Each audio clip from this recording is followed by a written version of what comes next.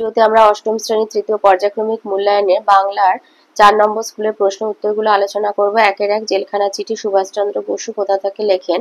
Mandalay jail থেকে। ১-২ কি কোনোদিনই আসবে না? স্বাধীনতা। ১-৩ মুহূর্তগুলো কাটে যেন মৃত্যুর প্রতীক্ষার মতো। ১-৪ কাজী নজরুল ইসলামের কোন কাব্যগ্রন্থে শিকল পরার গান কবিতাটি রয়েছে? বিষের বাঁশি। ১-৫ হরিচরণ বন্দ্যোপাধ্যায় নিম্নলিখিত কোন গ্রন্থটি সংকলন করেন? বঙ্গীয় শব্দকোষ। ১-৬ ঘুমপাড়ানি মাসি পিসি রোজগার এক মুঠো। ১-৭ প্রতিটি সমস্যমান পদের অর্থ যে সমাসে প্রধানভাবে বোঝায় তাকে বলা হয় দ্বন্দ্ব সমাস। ১-৮ চৌমাথা কোন জাতীয় সমাস? দ্বিগু সমাস। ১-৯ কোন বানানটি ঠিক তা লেখো? ক্ষয়ের দাগেরটি। ১-১০ আমি রোজ ফুটবল খেলতাম। খেলতাম ক্রিয়াপদটির কাল হচ্ছে নৃত্যবৃত্ত অতীত। ১-১১ উহা পদটির চলিত রূপ হবে ওটা। ২-৮ ২-১ দিয়েছে শুভা কোন গ্রামে বাস করত? শুভা চণ্ডীপুর গ্রামে বাস করত। ২-২ রঞ্জনদা তুমি কাল ক্লাবে যাওনি? এই প্রশ্নের উত্তরে রঞ্জন কি বলেছিল? রঞ্জনদা তুমি ক্লাবে যাওনি এই প্রশ্নের উত্তরে রঞ্জন বলেছিল যে তাকে সেই দিন সকালেই কলকাতার বাইরে যেতে হয়েছিল। ১ নাম্বার আছে তাই এতটা লেখার দরকার নেই, লিখবে যে সে বলেছিল তাকে সেই দিন কলকাতার বাইরে যেতে হয়েছিল। ২-৩ বলেছে শুভার সঙ্গী গাভী দুটির নাম কি? সর্বশী আর পাঙ্গুলি।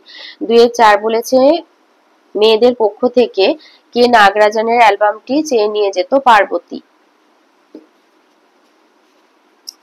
২-৫ বলেছে লোকটা জানলই না কবিতায় কোন কথাটি লোকটার অজানা রয়ে গেল? লিখবে যে সে জানতেই পারল না ইহকাল পরকালের উপরে সর্বাগ্রে স্থান হৃদয়ের ঐশ্বর্যের, পার্থিব সম্পদের নয়।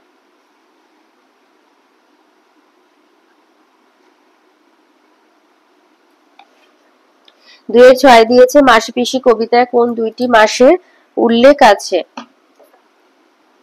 মাসি পিসি কবিতায় জয় গোস্বামীর মাসি পিসি কবিতায় জ্যৈষ্ঠী এবং বৈশাখ মাসের উল্লেখ আছে। ২-৭ বলেছে ঘুরে দাঁড়াও কবিতাটি কোন কবির লেখা? ঘুরে দাঁড়াও কবিতার লেখক হচ্ছে কবি হলেন ঘুরে দাঁড়াও কবিতার কবি হলেন প্রণবেন্দু দাশগুপ্ত। ২-৮ দিয়েছে আদাব গল্পে কোন নদীর প্রসঙ্গ রয়েছে? বুড়িগঙ্গা। ৩-৮ ৩-১ দিয়েছে ঘটমান অতীতকালের একটি উদাহরণ দাও। ঘটমান অতীতকাল উদাহরণ তানিয়া বই পড়ছিল বা তপন গান গাইছিল। ২-৩ 2 দিয়েছে সন্ধি এবং সমাসের মধ্যে একটি পার্থক্য লেখো।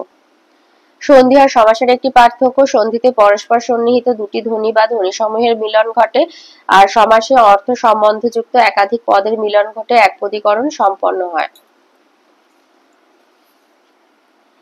৩-৩ বলেছে চলিত ভাষার একটি প্রধান বৈশিষ্ট্য লেখো।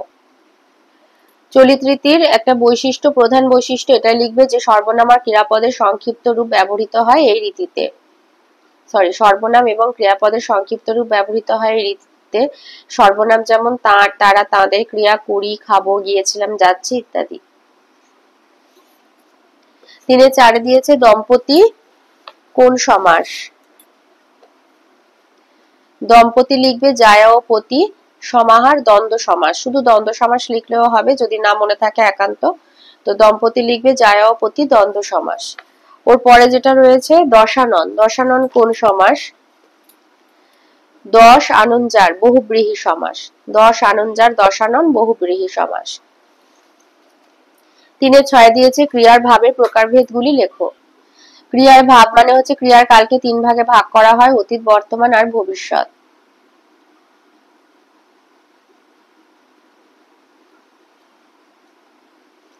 তিনি ৭ বলেছে আমি যখন চেঁচাতে থাকবো তুই এসে আমাকে সামলানোর অভিনয় করতে থাকবি, এই বাক্যের সমাপিকা ক্রিয়া দুটির কাল কি?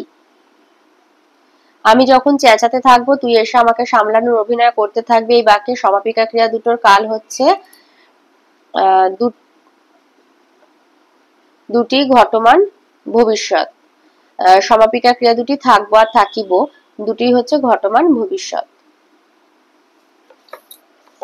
৪-৮ ৪-১ দিয়েছে বন্দিদশায় মানুষের মনে শক্তি সঞ্চারিত হয় কিভাবে? বন্দিদশায় সাধারণত একটা দার্শনিক ভাব মানুষের অন্তরে শক্তি সঞ্চার করে। ভারতীয় দর্শনের উপলব্ধিকে সুভাষচন্দ্র বসু এখানে উল্লেখ করেছেন।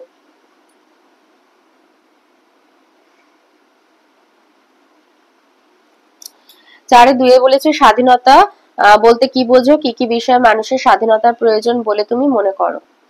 এই উত্তরটা লিখবে স্বাধীনতা বলতে কি বোঝো? স্বাধীনতা শব্দের অর্থ নিজের অধীনে থাকা। স্বাতন্ত্র ও স্বাচ্ছন্দ্যের ভাব বোঝাতে স্বাধীনতা শব্দটি ব্যবহৃত হয়ে থাকে। দেশের স্বাধীনতা বলতে অন্য জাতির অধীনে না থাকা ও নিজের মতো করে কাজ করা ও বেঁচে থাকাকে বোঝানো হয়ে থাকে। স্বাধীন শব্দ থেকে স্বাধীনতা শব্দটি তৈরি হয়েছে। অন্ন, বস্ত্র, বাসস্থান, স্বাধীন মত প্রকাশ এইসব মৌলিক চাহিদা পূরণে মানুষের স্বাধীনতা থাকা একান্ত প্রয়োজনীয় বলে আমি মনে করি। 4-3 বলেছে ডাস্টবিনের দুই পাশে দুইটি প্রাণী, প্রাণী দুটির পরিচয় দাও। ডাস্টবিনের দুই পাশে দুইটি প্রাণী, প্রাণী দুটির পরিচয় দাও। সমরেশ বসু রচিত আদাব গল্প থেকে বর্ণিত উদ্ধৃত অংশে দুটি প্রাণী বলতে একজন নায়ের মাঝি, একজন সুতা মজুরকে বোঝানো হয়েছে। 4-4 বলেছে রবীন্দ্রনাথ যখন প্রথম হরিচরণকে দেখেন তখন হরিচরণ দিনে ও রাতে কি কাজ করতেন? লিখবে রবীন্দ্রনাথ যখন প্রথম হরিচরণকে দেখেন তখন হরিচরণ তার জমিদারি সেরেস্তায় কাজ করতেন। রবীন্দ্রনাথের প্রশ্নের উত্তরে তিনি জানিয়েছিলেন যে দিনের বেলা তিনি সেরেস্তায় কাজ করেন এবং সন্ধেবেলায় সংস্কৃত চর্চা করেন। 4-5 বলেছে এখন ঘুরে দাঁড়াও। ঘুরে দাঁড়াও কবিতায় কবি কিভাবে ঘুরে দাঁড়ানোর কথা বলেছেন? এই উত্তরটা লিখবে যে কবি প্রণবেন্দু দাশগুপ্ত ঘুরে দাঁড়াও কবিতায় বলেছেন যেখানে আছো সেখান থেকেই হাত বাড়িয়ে সবকিছুকে টেনে আনো, তবেই ঘুরে দাঁড়ানো সম্ভব।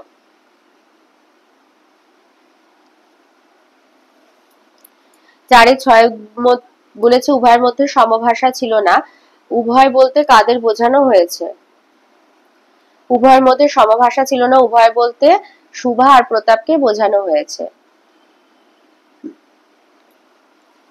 4-7 বলেছে এত দুঃখ এত ব্যথা সে কখনো পায়নি, সে কে, তার ব্যথা এবং দুঃখের কারণ কি?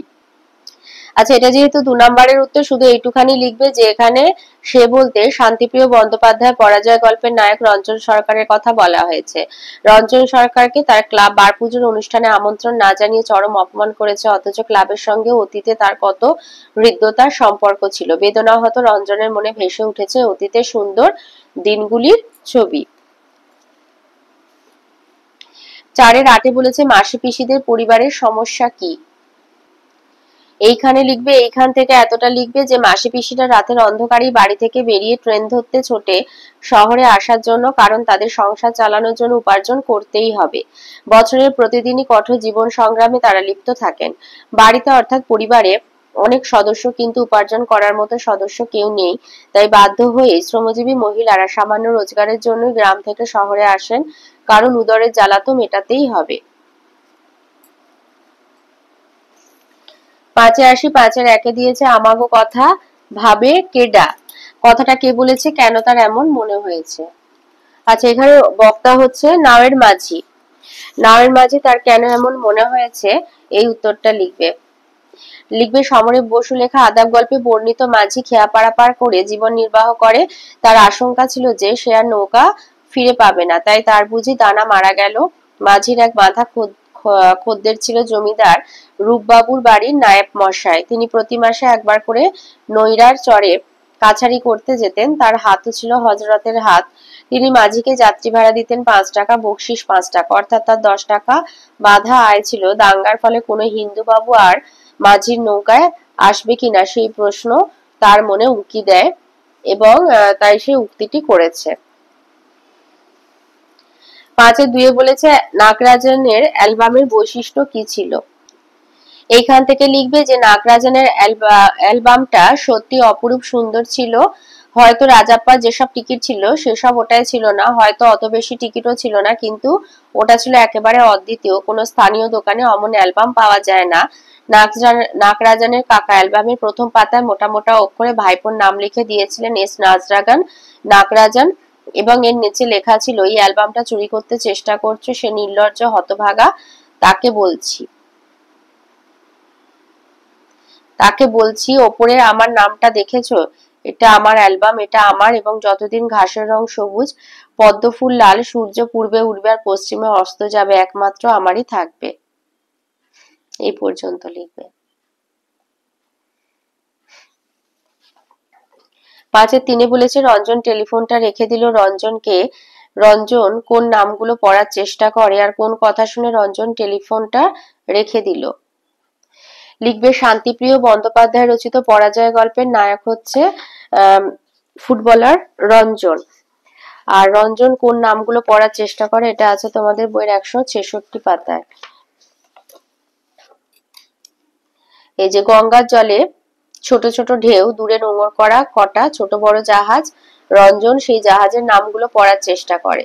তাহলে 1 নাম্বার আছে, এতটা লেখার দরকার নেই। সে গঙ্গার ধারে, গঙ্গার জলে ছোট ছোট ঢেউ, দূরে নোঙর করে কটা ছোট বড় জাহাজ, রঞ্জন সেই জাহাজের নামগুলো পড়ার চেষ্টা করে। আর পরে যেটা রয়েছে যে ওর একটা 2 নাম্বার আছে, তাহলে রঞ্জনকে লিখবে শান্তিপ্রিয় বন্দ্যোপাধ্যায় পরাজয় গল্পের নায়ক হলো রঞ্জন। আর রঞ্জন কোন নামগুলো পড়ার চেষ্টা করে 2 নাম্বার আছে, তাই এখান থেকে লিখবে রঞ্জন গাড়িটা পার্ক করে একটা বেঞ্চের উপর গিয়ে বসে, গঙ্গার ধারে গাছের পাতায় পাতায় ঝিরঝিরে হাওয়া, কানে ভেসে আসে পাখির ডাক, গঙ্গার জলে ছোট ছোট ঢেউ, দূরে নোঙর করে কটা ছোট বড় জাহাজ, রঞ্জন সেই জাহাজের নামগুলো পড়ার চেষ্টা করে। ওর সাথে যেটা রয়েছে কোন কথা শুনে রঞ্জন টেলিফোনটা রেখে দিল?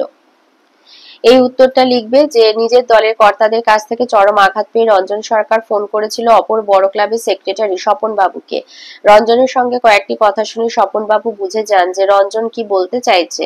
স্বপন বাবু রঞ্জনকে বলেন যে তিনি 8 ঘন্টার মধ্যেই রঞ্জনের বাড়িতে চলে আসছেন। এই কথা শুনেই টেলিফোনটা রেখে দেয় রঞ্জন। 5-4 বলেছে সুভাষচন্দ্র বসু তার লেখা চিঠিতে কারা শাসন প্রণালীতে যে সংস্কার সাধনের কথা উল্লেখ করেছে নিজের ভাষায় লেখো।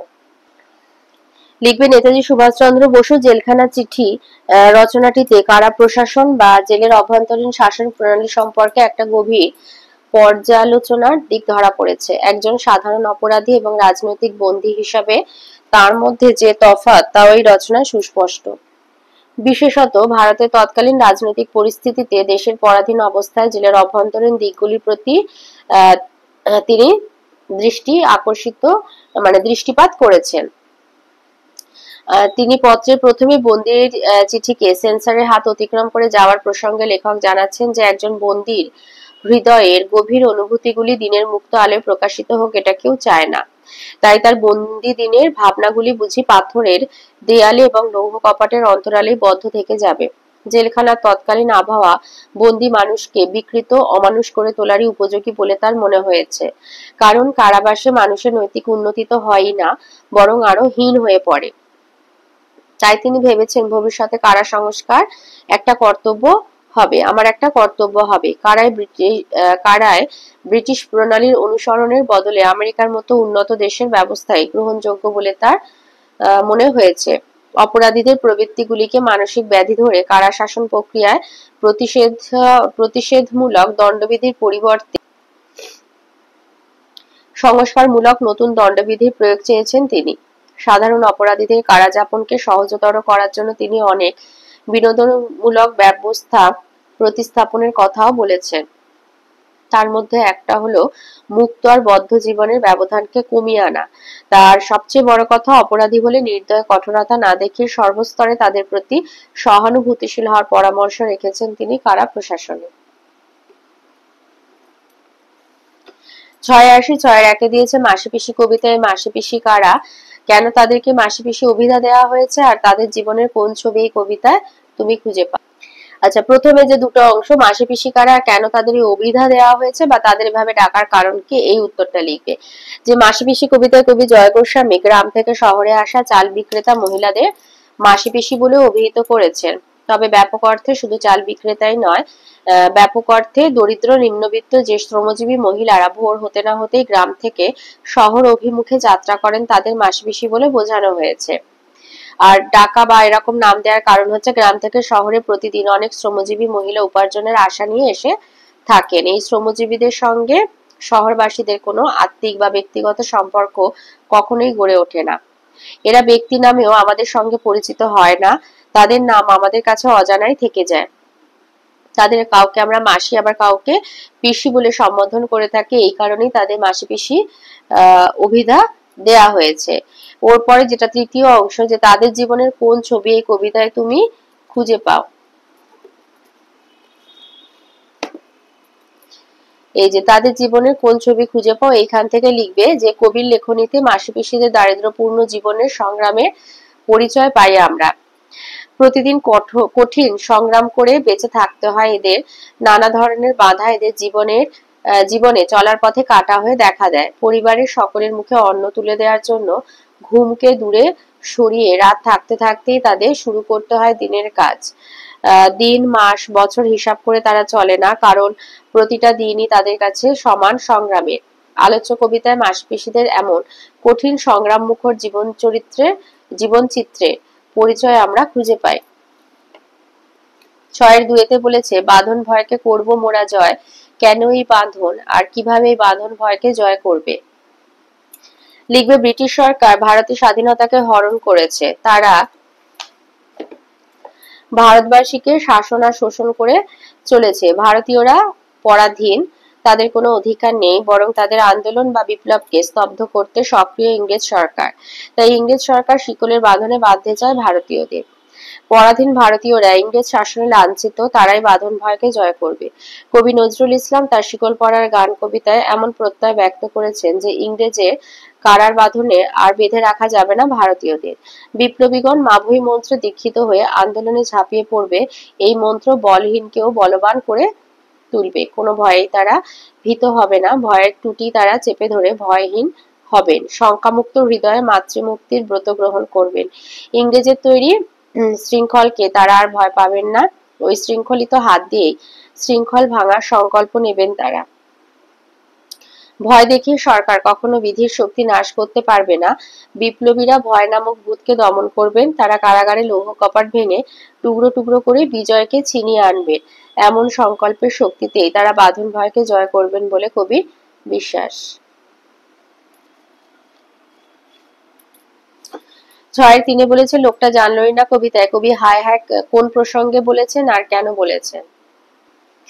কবি সুভাষ মুখোপাধ্যায় তার লোকটা জানলই না কবিতাটির মধ্যে এক হৃদয়হীন অর্থ সর্বস্ব মানুষের কথা তুলে ধরেছেন। লোকটির সঞ্চিত সম্পদ রক্ষা করতে করতে যে সমস্ত জীবন চলে গেল, সেই প্রসঙ্গেই কবি হায় হায় শব্দদ্বয় ব্যবহার করেছেন। মানুষের জীবনের সবচেয়ে বড় সম্পদ হলো হৃদয়, কিন্তু কবিতায় বর্ণিত লোকটি সেই হৃদয়ের উপস্থিতি তথা গুরুত্বের কথা অনুধাবনই করতে পারল না। সারা জীবনকালই সে ছুটে চলল ধনসম্পদ সঞ্চয় করার জন্য। সঞ্চিত ধনসম্পদ আগলে রাখতে রাখতে তার জীবনকাল অতিবাহিত হয়ে গেল, মৃত্যু উপস্থিত হলো। এই কারণে কবি হায় হায় শব্দদ্বয় ব্যবহার করেছেন। 6-4 বলেছে ঘুরে দাঁড়াও কবিতায় কবি কোন আহ্বান জানিয়েছেন। এই উত্তরটা লিখবে যে প্রশ্নে প্রদত্ত অংশটি কবি প্রণবেন্দু দাশগুপ্তর লেখা ঘুরে দাঁড়াও কবিতা থেকে নেওয়া হয়েছে। পরিস্থিতি বা সমস্যা থেকে ক্রমাগত সরে যেতে থাকলে ক্ষণিক স্বস্তি পাওয়া গেলেও চিরন্তন মুক্তি পাওয়া যায় না। তাই কবি মানুষের মেনে নেওয়া বা আপোষকারী মনোভাবকে বদলে আত্মজাগৃতির আহ্বান জানিয়ে ঘুরে দাঁড়াতে বলেছেন।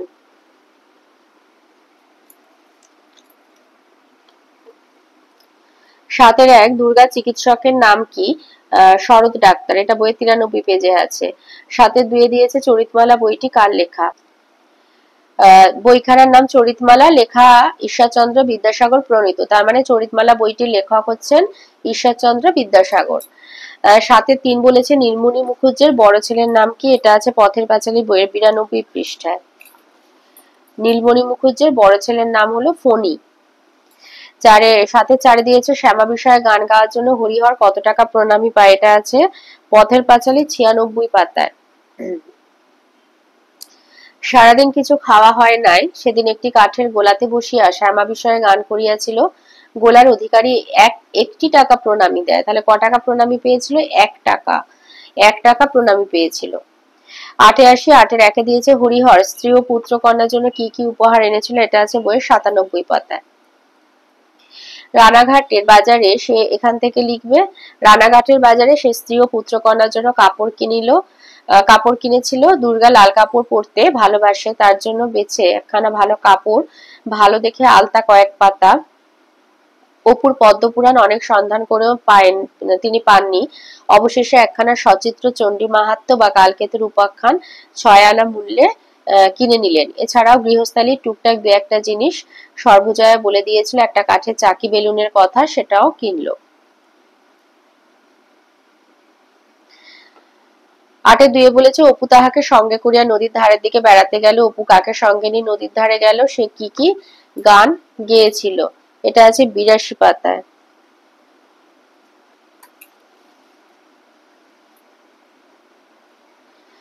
এই যে অজয়ও অনেক মনের কথা বলিয়া ফেলিল, এমন সাথী তাহারা জুটে নাই। সে প্রায় 40 টাকা জমাইয়াছে, আর একটু বড় হলে সে দল ছাড়িয়া দেবে। অধিকারী বড় মারে, সে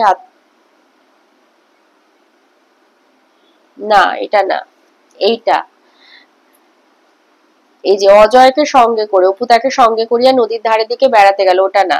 এই যে অপু কাকে সঙ্গে করে নদীর ধারে বেড়াতে গেল? অজয়কে। আর সে কি কি গান গেয়েছিল? সেখানে অজয় বলিল, ভাই তোমার তো গলা মিষ্টি, একটা গান গাও না। অপুর খুব ইচ্ছা হইল ইহার কাছে গান গাইয়া সে বাহাদুরি লইবে, কিন্তু বড় ভয় করে, একজন যাত্রা দলের ছেলে, এর কাছে তার গান গাওয়া।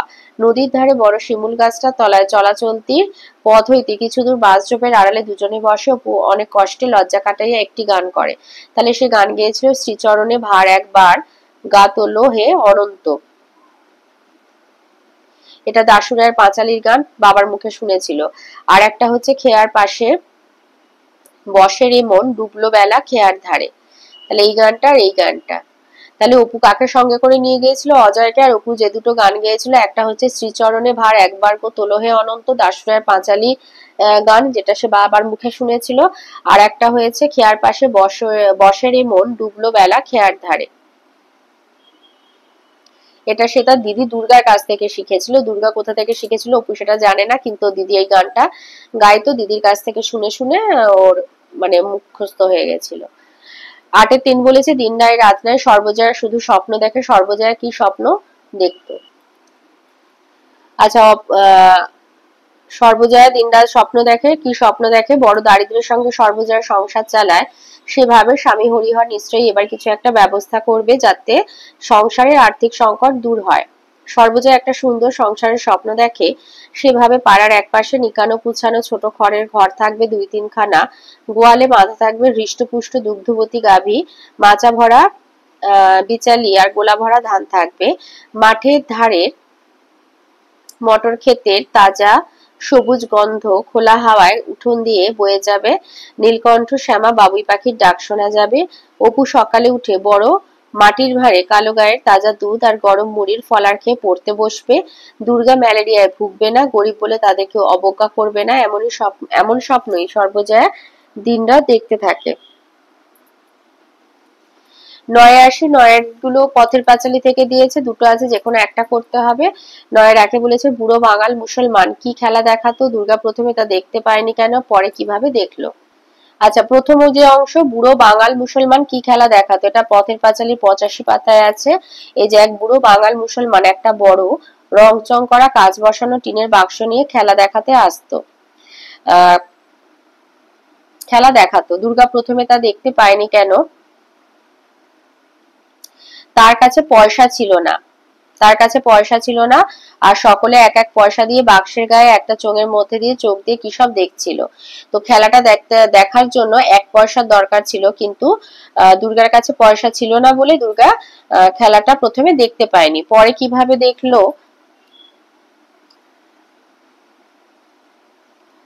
লিখবে যে সেই বুড়া মুসলমান দুর্গাকে জিজ্ঞাসা করেছিল যে দেখবে নাকি খেলাটা, সে দেখবে কিনা। তখন দুর্গা তাকে বলেছিল যে তার কাছে পয়সা নেই। তো লোকটা তখন দুর্গাকে উদ্দেশ্য করে বলেছিল যে ঠিক আছে, পয়সা লাগবে না, তুমি খেলা দেখে যাও। দুর্গা একটু লজ্জা হয়েছিল, সে মুখে না বললো, কিন্তু আগ্রহে কৌতূহলে তার বুকের মধ্যে ঢিপ ঢিপ করে উঠলো। তারপরে আবার সেই বুড়া মুসলমান তখন আবার পুনরায় তাকে ডাকে খেলা দেখার জন্য, যে পয়সা দিতে হবে না, খেলা দেখে যাও। তখন দুর্গা উজ্জ্বল মুখে পায়ে পায়ে বাক্সের কাছে এসে দাঁড়িয়েছিল এবং চোঙের মধ্যে মুখটা চোঙের মধ্যে দিয়ে সে খেলাটা দেখেছিল। 9-এর দিয়ে বলেছে মা যে আমাদের ফাঁকি দিয়ে চলে গেছে, কথাটির মধ্যে দিয়ে মাতৃ হৃদয়ে যে হাহাকার ফুটে উঠেছে তা বর্ণনা করো।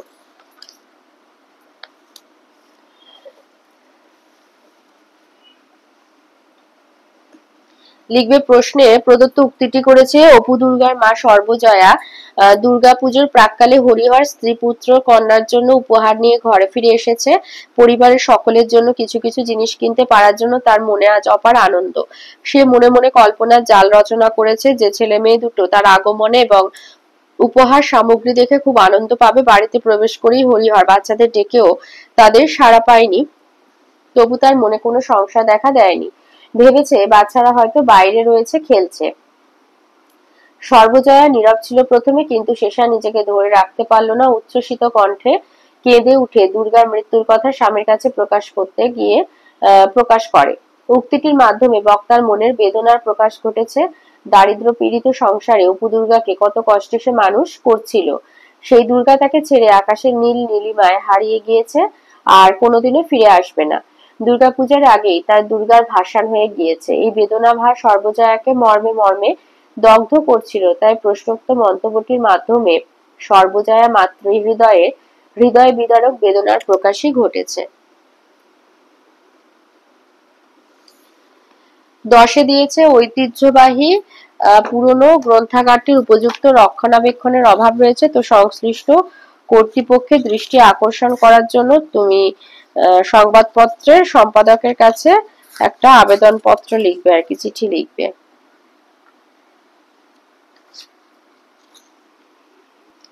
তো লিখবে যে মাননীয় সম্পাদক মহাশয় সমীপ এসু, বর্তমান পত্রিকা, ঠিকানা, বিষয় গ্রন্থাগার রক্ষণাবেক্ষণের অভাবজনিত সমস্যা। সবিনয় নিবেদন, জ্ঞানের মূল্য আজ পর্যন্ত কেউ ধার্য করে দিতে পারেনি এ বিশ্বে। আর এই অমূল্য সম্পদ অর্জন করার অন্যতম মাধ্যম হলো বই। তাই বই সংরক্ষণের প্রয়োজনীয়তা কতটা সেটা আলাদাভাবে বলার অপেক্ষা রাখে না। কিন্তু দুঃখের বিষয় আজ এই পত্র দ্বারা সেই বিষয়ে আপনাদের দৃষ্টি আকর্ষণ করার প্রয়োজন অনুভব করছি। সিউড়ি বীরভূম জেলার সদর শহর, সেই সুবাদে জেলা গ্রন্থাগার সিউড়িতেই অবস্থিত। এ আমাদের সিউড়িবাসীদের বড় ভাগ্যের কথা। কিন্তু জেলা গ্রন্থাগার ছাড়াও যে সিউড়ি শহরে আরো একটি বিশিষ্ট গ্রন্থাগার আছে তা যেন আমরা প্রায় ভুলে গিয়েছি। বঙ্গীয় সাহিত্য পরিষদের তত্ত্বাবধানে থাকা বিবেকানন্দ গ্রন্থাগারের দৈন্যদশা আমার মতো সাহিত্যানুরাগীদের নিশ্চিতভাবে ব্যথিত করে, এ আমি নিঃসন্দেহে বলতে পারি। বিবেকানন্দ লাইব্রেরি শুধুই দুষ্প্রাপ্য বই দ্বারা সমৃদ্ধ, তাই তার কদর করা উচিত এমনটা না, বরং আমি বলতে চাই বইগুলি রক্ষণাবেক্ষণের অভাবে নষ্ট হয়ে গেলে বাংলা সাহিত্যের বিপুল ক্ষতি তো বটেই, উপরন্তু বাংলা সাহিত্য নিয়ে গবেষণারত ছাত্রছাত্রীদের কাছে এক অপূরণীয় ক্ষতি। কিন্তু সব জানা সত্ত্বেও কর্তৃপক্ষ উদাসীন, বইগুলিও জীর্ণ দশার শেষ সীমায় উপনীত। তাই আমি আপনার জেলা ভিত্তিক বহু প্রচারিত সংবাদপত্রের মাধ্যমে সরকারের সংশ্লিষ্ট দপ্তর তথা আধিকারিকদের দৃষ্টি আকর্ষণ করতে চাইছি অবিলম্বে গ্রন্থাগারটি সংরক্ষণ এবং গ্রন্থগুলির মেরামতি করার পাশাপাশি নতুন বইও আনানো প্রয়োজন। আশা করি পত্রটি প্রকাশে সাহায্য করে বাধিত করবেন। নমস্কারান্তে নাম ঠিকানা দিয়ে দেবেন।